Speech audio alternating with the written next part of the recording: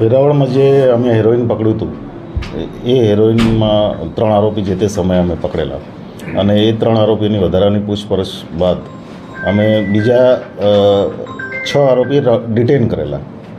એ બધાની પૂછપરછમાં અને એમના કોલ ડિટેલ અને અન્ય એનાલિસિસ કરતાં અમને વધારે વિગતો મળી છે. અને પરમ દિવસે અમે જામનગરથી રાત્રે અલારખા કરીને જે આ બધાનો હેન્ડલર છે ગુજરાતમાં, એને અમે ધરપકડ કરી છે. પછી પૂછપરછમાં અમને વધારે પુરાવા મળ્યા છે. આ અલારખા કેના સંપર્કમાં હતો ને ક્યાં મારફતે સંપર્કમાં હતો?